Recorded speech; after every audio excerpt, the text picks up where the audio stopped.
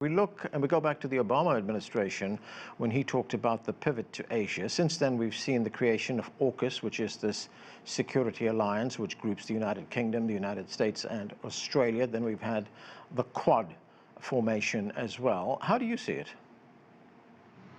Well, I agree with Victor, and certainly the position in Beijing that Biden has, on his own accord, hollowed out the one China policy. And in this context, Nancy Pelosi's visit, whether or not it's coordinated by the White House, is certainly part of a general trend.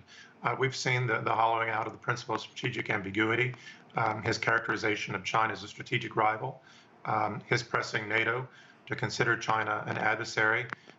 You mentioned his bloc building in Asia with AUKUS, including proliferating nuclear submarines to Australia. He's repeatedly meddled in China's affairs in Xinjiang, Tibet, Hong Kong, and of course Taiwan. He's admitted that U.S. troops are in Taipei.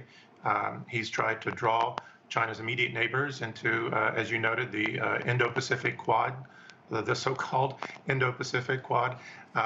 He's encouraging Japan to increase military capabilities and supporting Seoul, the new leader in Seoul, to upgrade a controversial missile system. While asserting that the U.S. will come to Taiwan's defense, at times equivocating on the one China policy in various statements that don't always reconcile. Yeah. All of these collectively represent, I think, several red lines that have been crossed from Beijing's perspective. And I think there is a genuine concern that the very foundation of the China-U.S. relationship is now at risk. And I think, to go back to an earlier point, there's always been sort of this, since Biden took office, there's been this very schizophrenic and philosophy, when I say schizoid approach.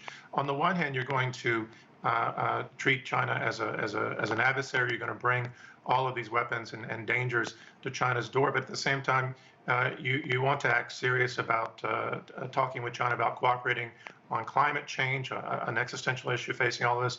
You want to ask China, as Biden did in the phone call a few days ago, to help control the price of oil. Another issue that's a very desperate issue for a lot of Americans, and certainly a key sensitivity for Biden's own popularity with inflation. So, I don't know how we reconcile all of this, but it's really quite illogical.